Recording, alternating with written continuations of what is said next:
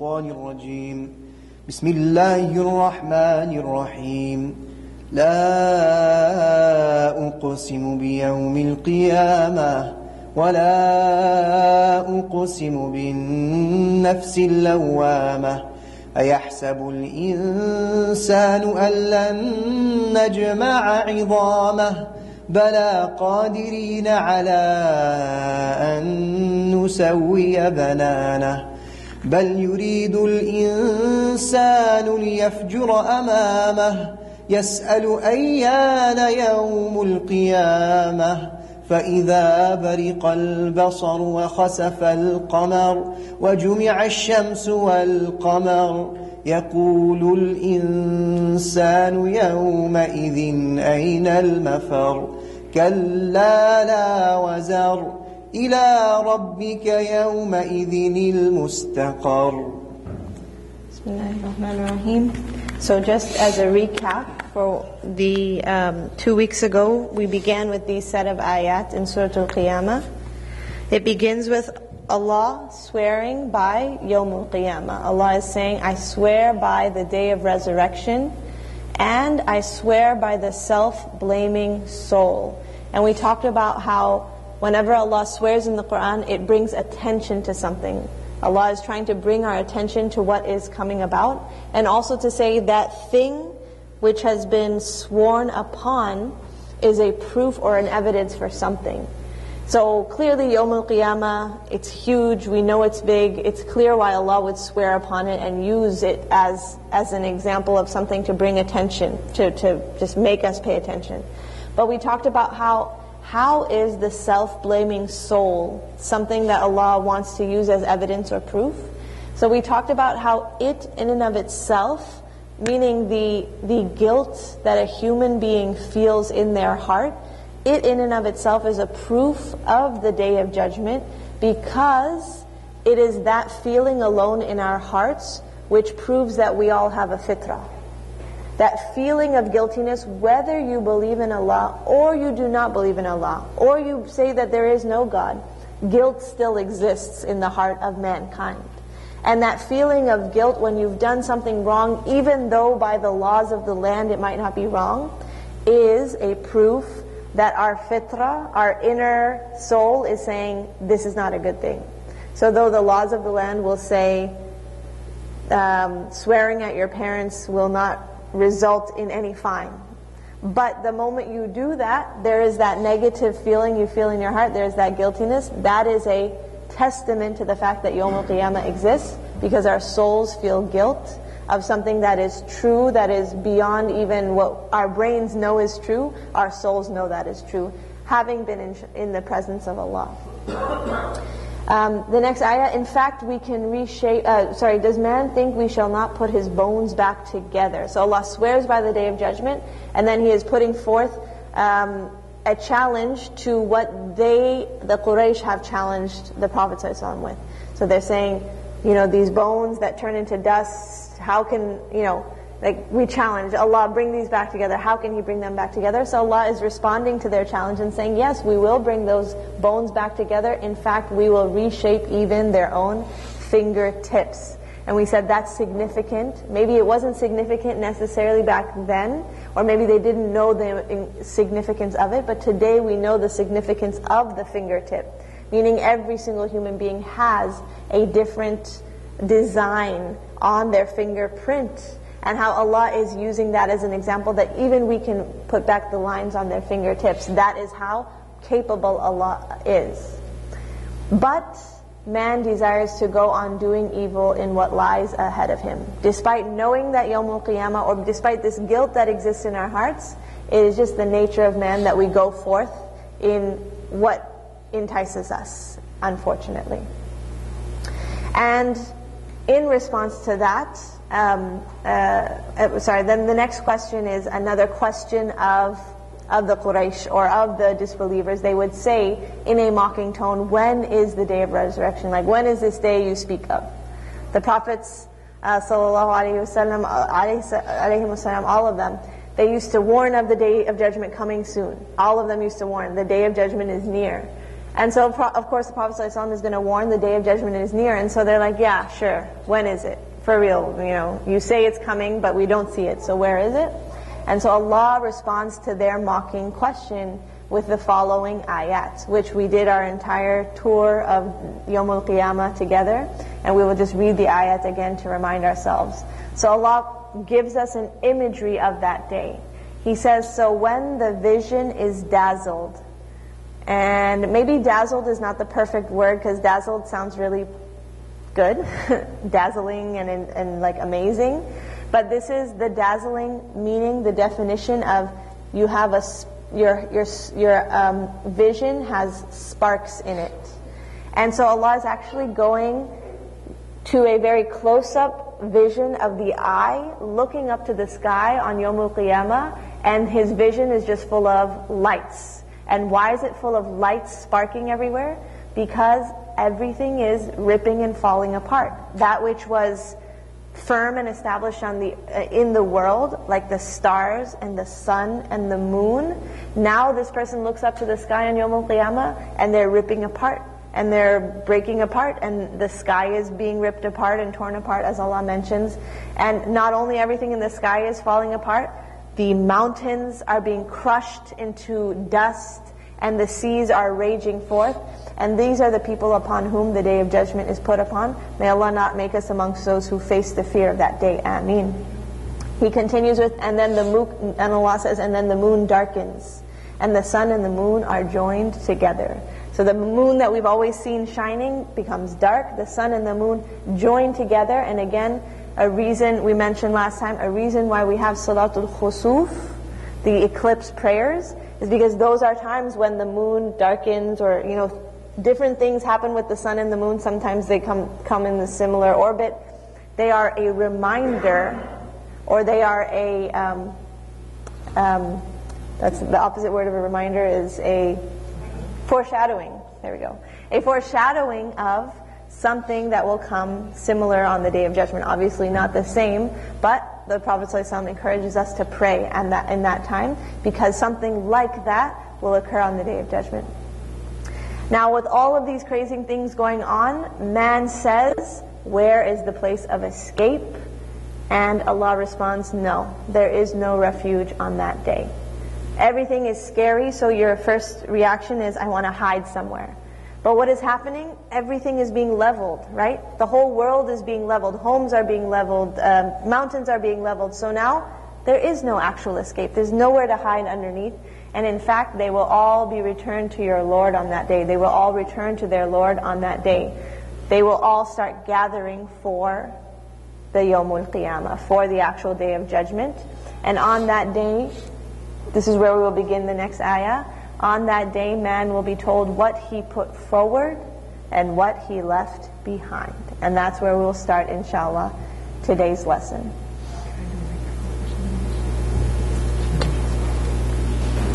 Did you talk about Fajr for this one? Okay.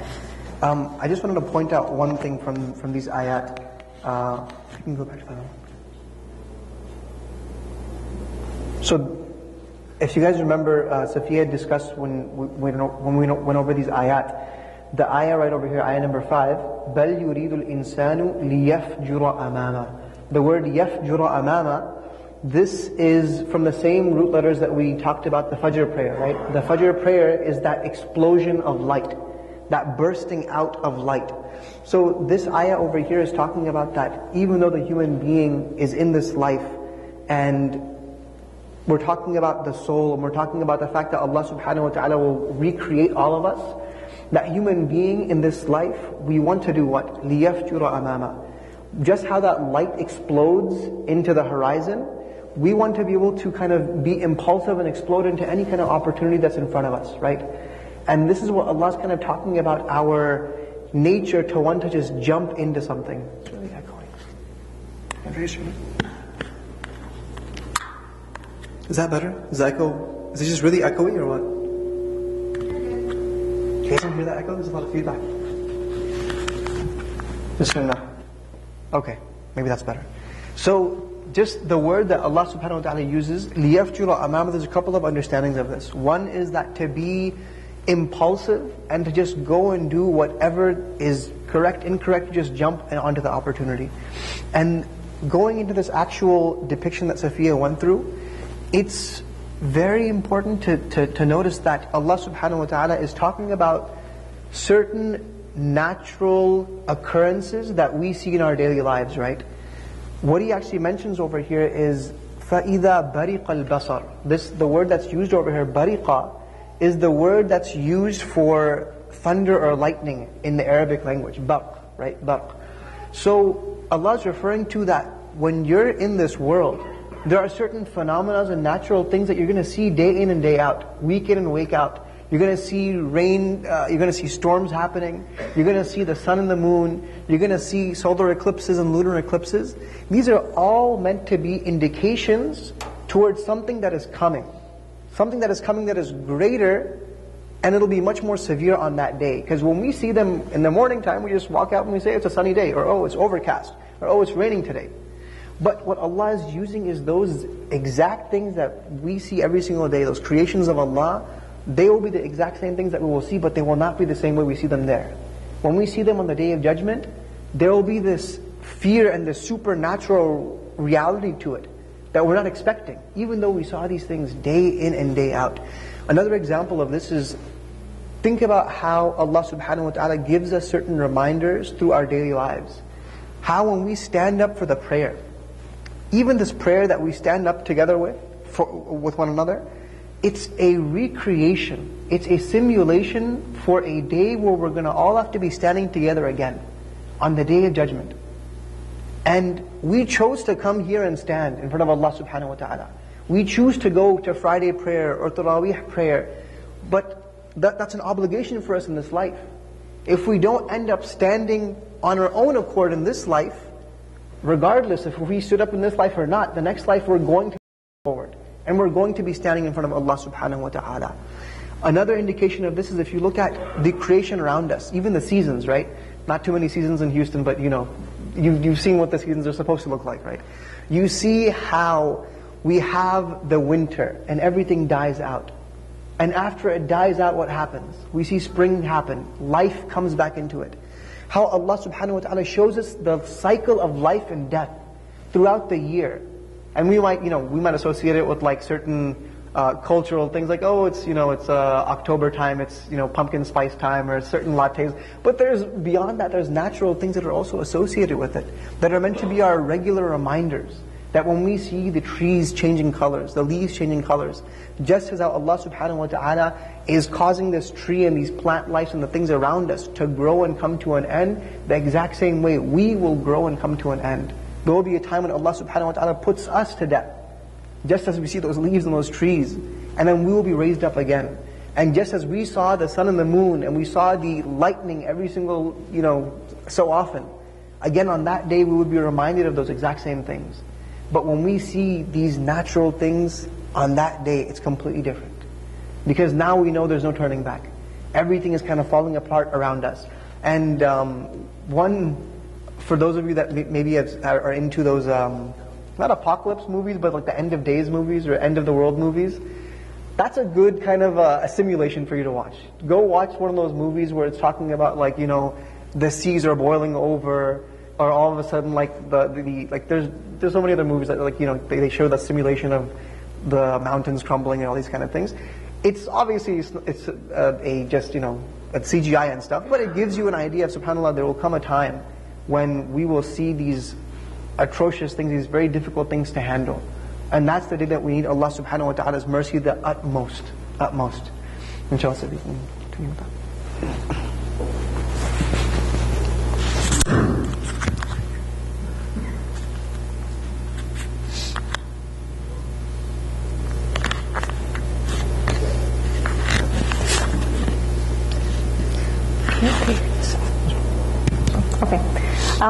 So that was all a recap from 2 weeks ago. And now we will begin the new set of ayat for Surah Al-Qiyamah. So I'll ask Maha to read them again.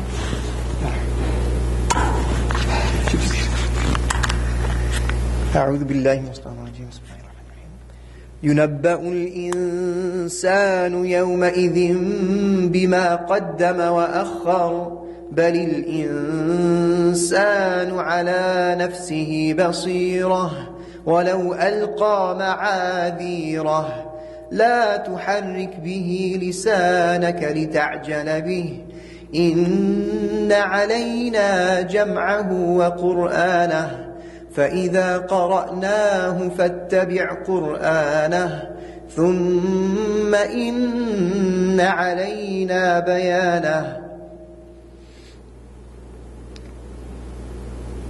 كلا بل تحبون العاجلة وتذرون الآخرة وجوه يومئذ ناظرة وجوه يومئذ ناظرة إلى ربها ناظرة ووجوه يومئذ باسرة تظن أن يفعل بها فاقرة.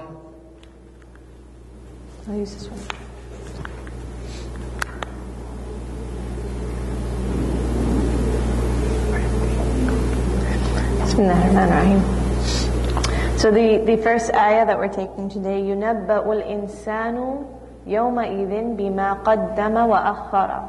So the entire scene has been set already where Allah is describing how the Day of Judgment will look, will feel, so that you can imagine it. And then Allah mentions, on that day, man will be told what he put forward and what he left behind.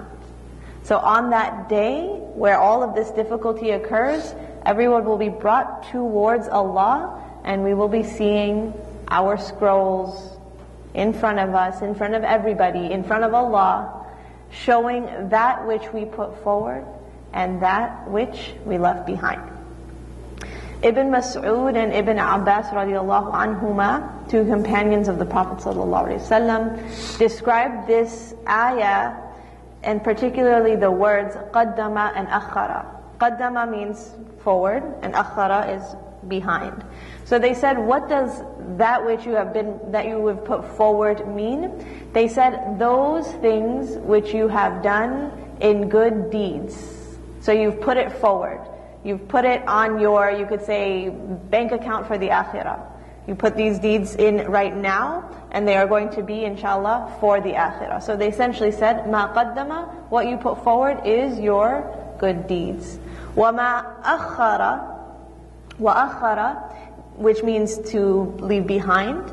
They said akhara can be of two kinds.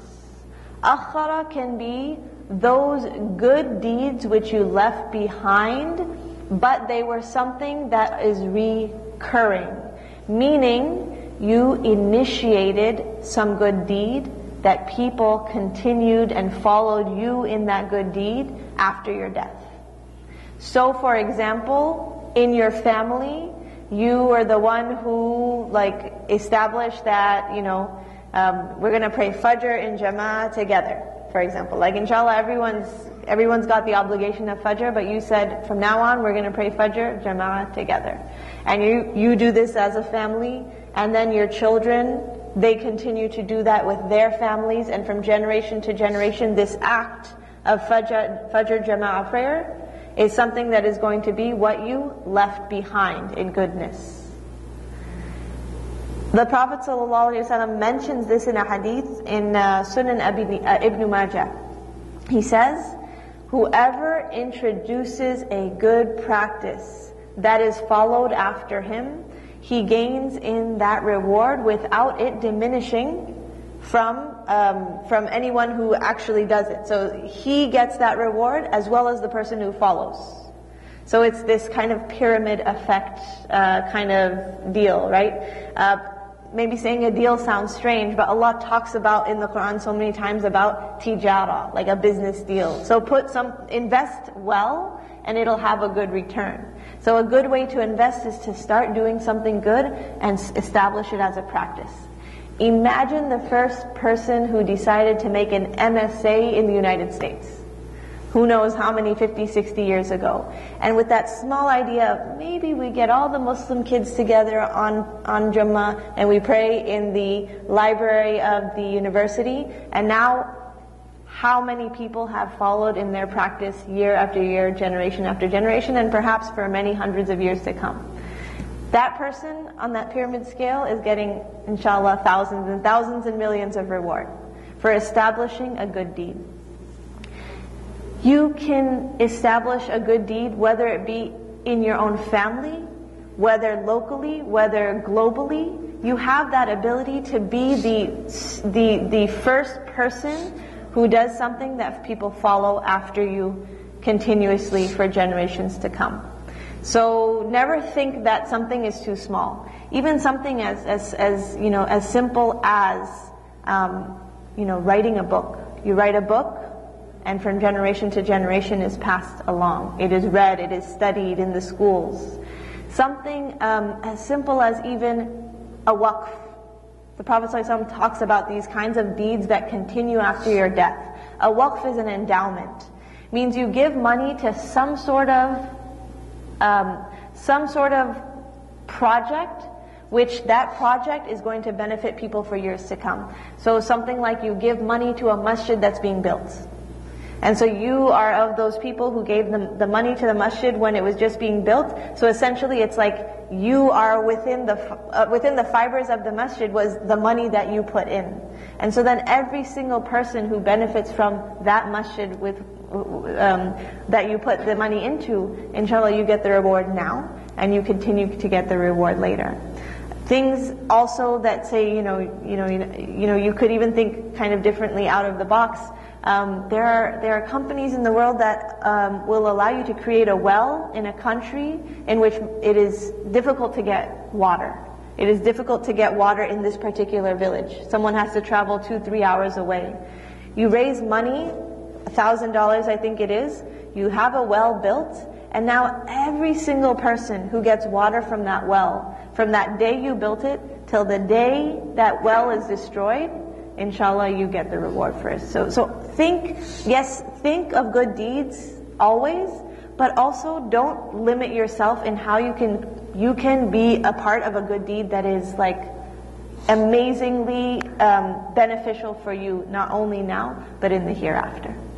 So remember always that you have this ability in your family, in your local circles, and even globally, to make some sort of change or create some sort of new thing, which is not outside of the folds of the religion, right?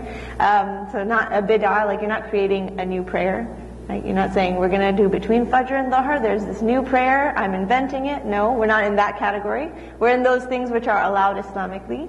You're inventing something new or creating something new, and then people follow you generation after generation.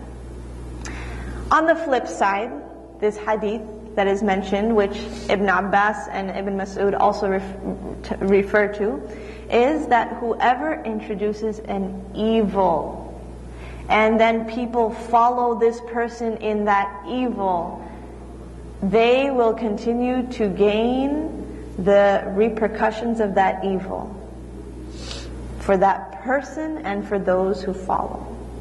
So that's very scary, that could continue for you. That will continue for you, even though you forgot about how you introduced that evil how many years ago. And I can't think of an example right now, but just imagine in your family you start, for example, you and your family is the first one who says, Jummah prayer is not so important. And you leave the Jummah prayer. And then your siblings leave the Jummah prayer. And then the next generation, they never saw you doing it, so your children leave the Jummah prayer. So imagine, sometimes you think it's just a personal, decision you're making, but when you are a shepherd in a family, for example, you may be putting in a bad practice that continues for generation to generation. May Allah allow us not to be amongst those people who unknowingly start practices that generation to generation follows us. Ameen, ameen.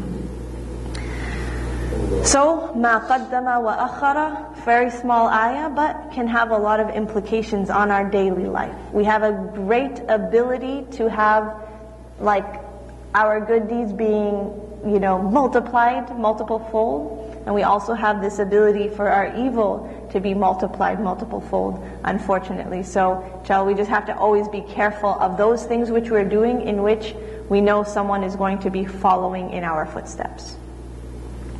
Now, another conversation to be had about what you put forth and what you left behind is also what you ended up doing and those things which you ended up not doing that you wish that you did or that you knew you should have done. So this is about setting priorities in our life. Allah is saying you're going to be shown on that day what you did do and those things you didn't end up doing. Another understanding of the ayah. So setting priorities is something maybe we do for our school. Like, I've got to get this assignment done, then this assignment, then this assignment, because I've got this deadline for each and every one of those. We do it for work assignments.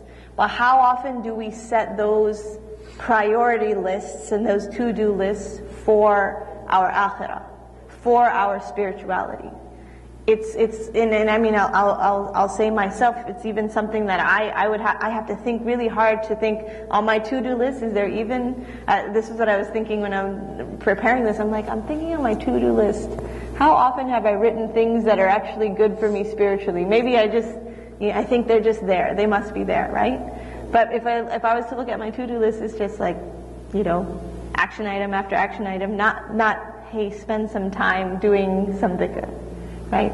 And sometimes we have to actually prioritize that by, and the beautiful technology we have is setting an alarm clock on your phone. Setting, I don't get enough time in my day to make dhikr. I don't prioritize it because naturally life is busy.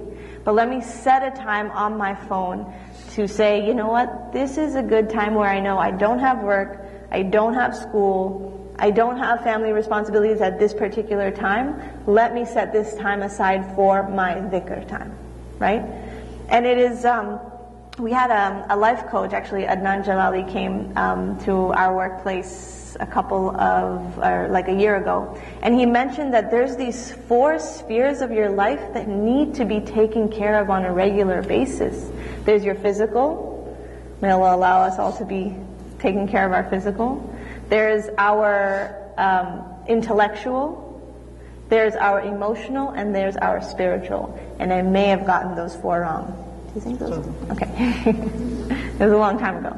But I remember hearing that, and he said on a daily basis, if you were to get all 4 of these, just like do something for each and every one of these, you would feel so much better.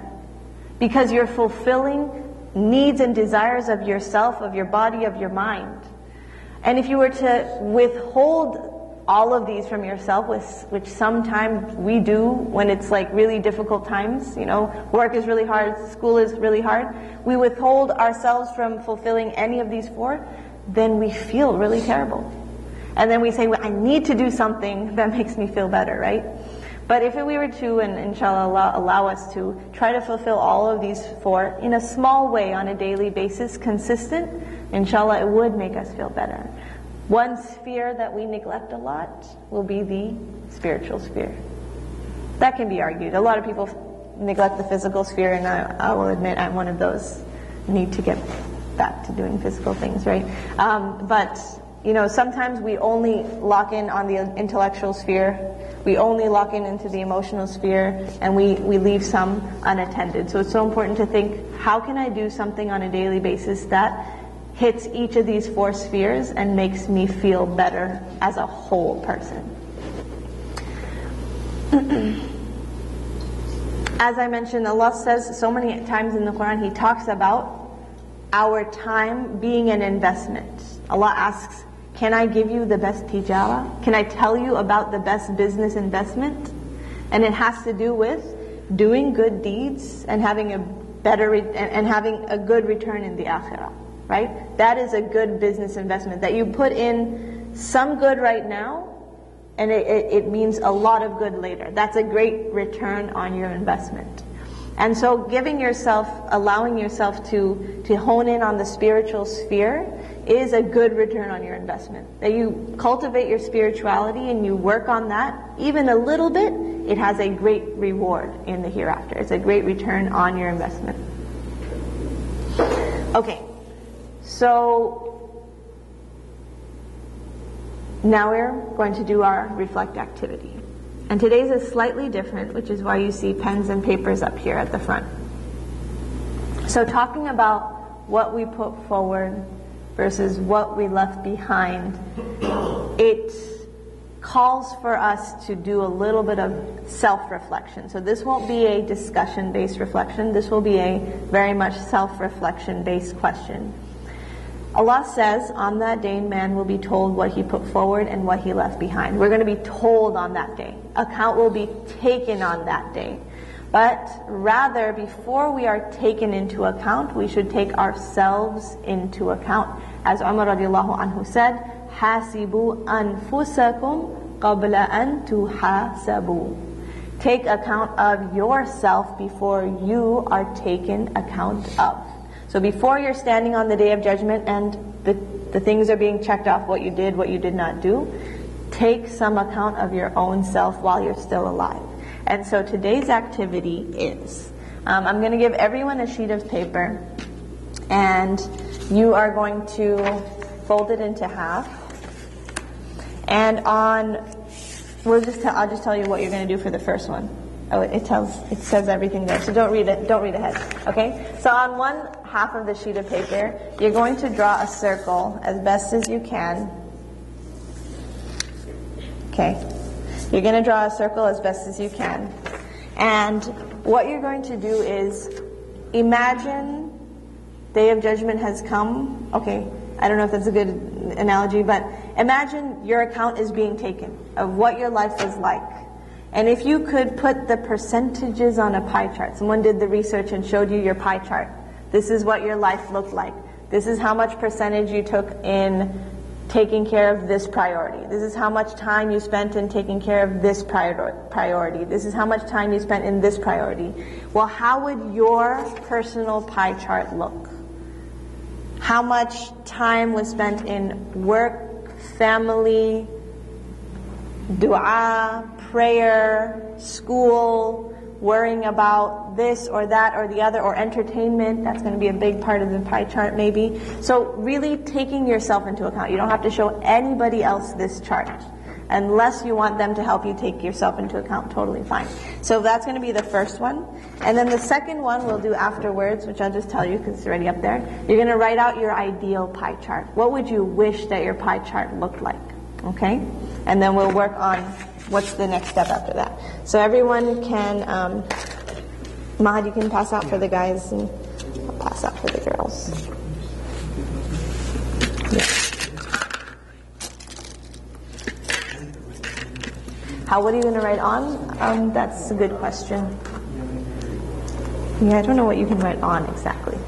But everyone... Okay, someone can help pass these out. And everyone can take a pen. Okay, you can help pass those out. So it's interesting. It's been a long time, and this is actually the first time we've done a written activity. But I thought we'd do something a little bit different today.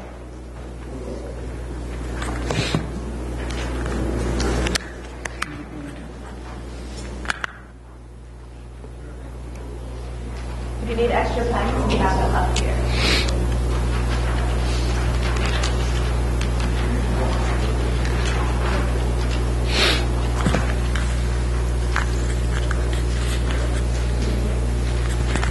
I think the numbers have it at us like human beings sleep like a third of their lives anyways, so I think that's going to be, a third of it's gone right there. You can decide to write in sleep if you want. I feel like that's inevitable. Unless you sleep a lot and you really want to keep yourself accountable for that. That's Can I get one? Understandable. This one.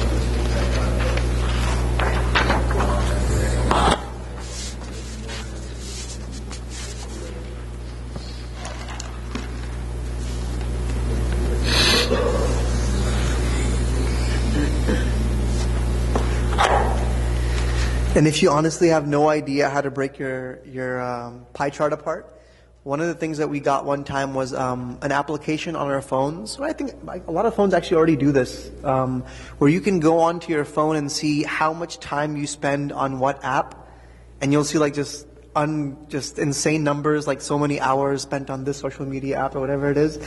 That stuff can hurt sometimes a lot more than anything else. Your phone's like, you know how Netflix tells you like, are you still watching? Like, it's one of those things where it's like, okay, you've been on this device for a long time. So those things are very useful, right? To be able to monitor our social media consumption or our technology consumption.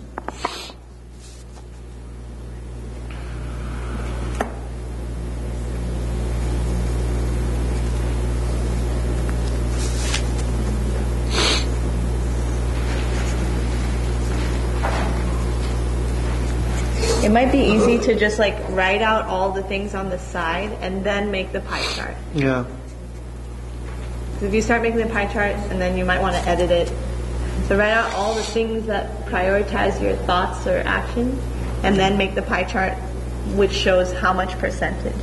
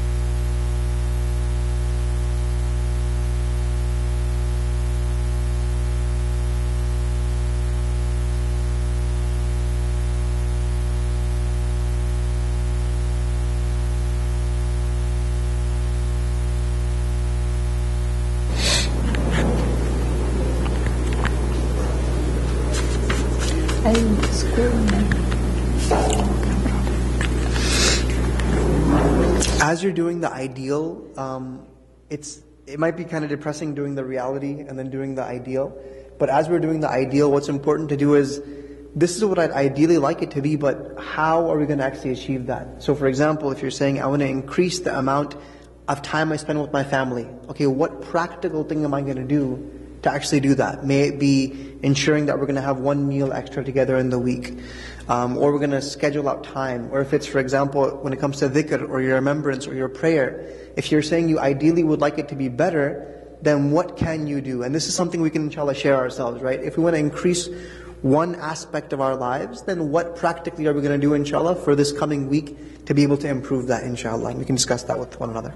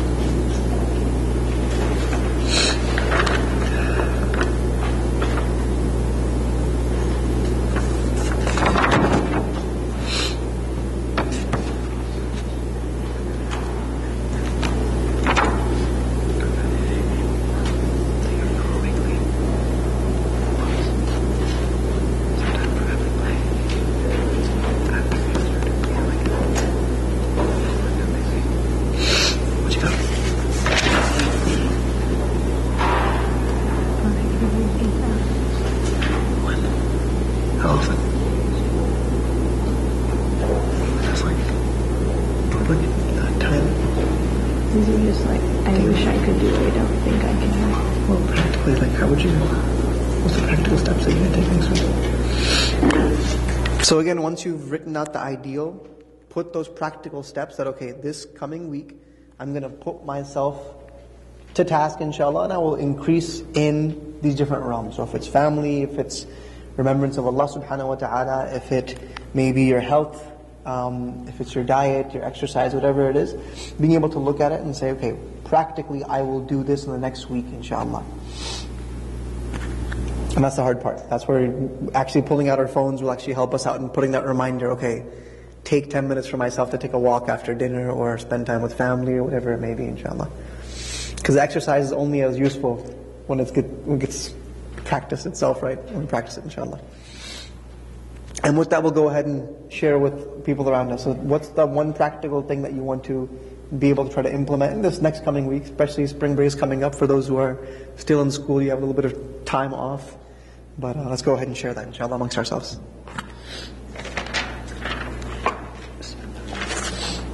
In groups? Yeah. Okay.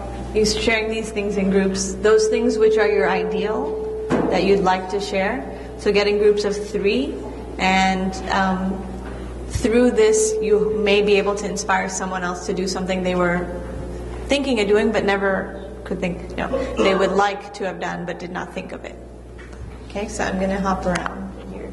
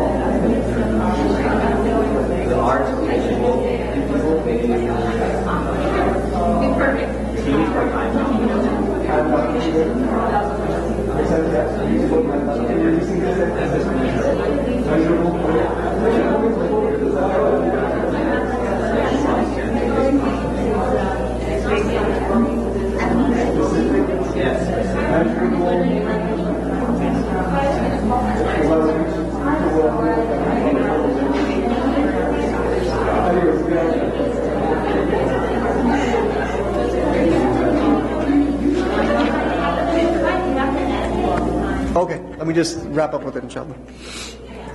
Assalamu alaikum. Inshallah, we'll wrap up. Bismillah. So, hopefully we benefited from one another and the goals that we set, inshallah, for this coming week, hopefully are attainable. I wanted to give an example of Safiya's aunt, actually. She did something called the comrades or commandos? Comrades. Comrades, right? How many hours was it? Like a 9 hour? It was some really Like a long. full day. Okay, so Safiya's aunt, mashallah, she's lives in South Africa, and she did something called the Comrades, which is like just like 50 kilometers, some insane amount of running. Like a double marathon. A double marathon. I don't know what that means for those who knows how long marathons are. It's about that long. Now, she did this when she was in her mid 40s when she did this. Now I want you to just imagine if one of us was told to walk 10 miles, that would be too much for us. But she decided to do this. Now, did she just wake up the day of and say, yeah, about double marathon seems like a doable task today? No, it's something that someone in their mid 40s decided, I'm going to put my mind to it. It was something that had to require consistency and dedication. It was measurable goals, things that were hopefully attainable that they were able to do over time. It wasn't something that they said, I'm going to achieve this, and I'm just going to go out and do it. It has to be something that was a daily, consistent, regular thing. Another example I want to give is actually of one of my teachers back in Malaysia. He said that on a daily basis, he has to read 5 juz of the Quran, and if he doesn't, I quote you, he said, it's like I didn't drink water for the day. 5 juz of the Quran is 100 pages of the Quran. He didn't just wake up one day and say, I think I'll read 100 pages of the Quran every single day. It's something that took time. It took development. It's when you put a goal to it, maybe starting off with just maybe a page a day, or 5 pages a day, or 10 pages a day. The biggest thing that hopefully we got from one another was that when we set these goals, when it comes to family, when it comes to our health, when it comes to our spirituality, our connection with Allah subhanahu wa ta'ala, leaving them general is going to be more miserable for us. I want to read more Quran. Okay, when? How much more? When are you going to do it? How are you going to attain that? I want to spend more time with family. Okay, how are you going to spend more time with family? What's the practical steps in actually doing that? So when we write down those things and we measure them and we give ourselves deadlines. So for example, in this next week, we put this deadline in if we want to increase in terms of the amount of Quran we're reading, right? And we set that, okay, after Fajr every single day, we're going to spend 10 minutes doing it. And by the end of the week, we said, for example, that I'm going to do it on a daily basis. And when we got to the end of the week, we realized, actually, you know what, I only ended up reading Quran maybe twice a week. Okay, so that 7-day goal was too lofty. Instead of saying, I'm worthless, I can't spend more time with my family, I can't increase in the amount of Quran I'm doing, instead of giving up on that goal, saying, okay, let's do something that will be much more attainable, inshallah. So let's go from that 7-day mark to a 3-day goal. Or maybe a 2-day goal, and keeping up with that practical level of it, right? And being honest with ourselves. And we're not going to get to the ayat today, but the next couple of ayat talk about that the human being, بَلِ الْإِنسَانُ عَلَى نَفْسِهِ بَصِيرًا, that the human being knows, is in full sight, fully aware of what they do. وَلَوْ أَلْقَى مَعَاذِيرًا, even if they keep throwing out excuse after excuse. We can only throw out so many excuses. We can feed excuses to the rest of the world. But we truly know our efforts and our potential.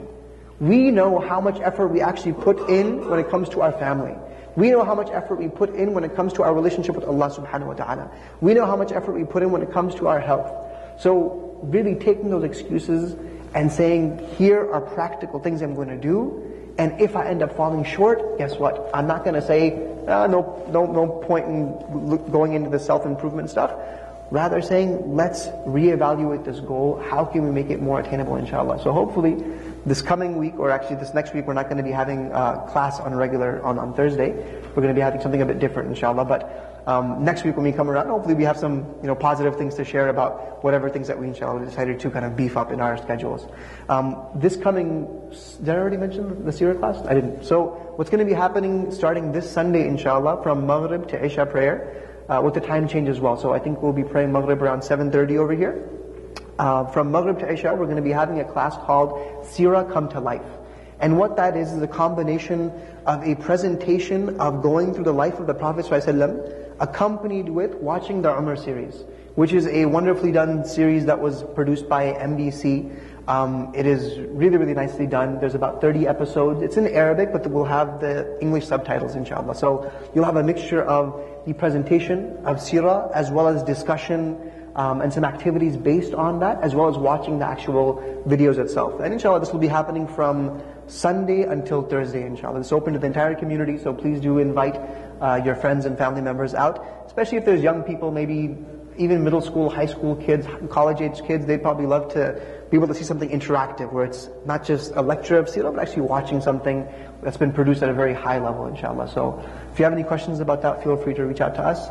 Otherwise, inshallah, we will call it an evening. Jazakumullah khairan. Subhanakallah. Bihamdika ashhadu an la ilaha illa ant. Astaghfiruka wa atubu ilayk. Oh, actually, one more thing. If you know anyone for high school age or even college age kids, Safiya and I will be holding a Quran camp, basically, at Maryam Islamic Center, Monday to Thursday. So if you know any young people, send them our way, inshallah. It'll be on Monday to Thursday from 10 to 12:30 p.m. And it'll be similar to this, but it'll be much more geared towards their age group and kind of issues that are more pertinent to them, inshallah. And that we'll actually have ages 11 to 14 with other teachers. And then for us, we'll be taking the 15 and up to basically college age level, inshallah. And then we'll have Quranic reflection, as well as some sports and activities for them, inshallah. It'll be Monday to Thursday at Maryam Masjid, 10 to 12:30 p.m., inshallah. Jazakallah khairan. Assalamu alaikum.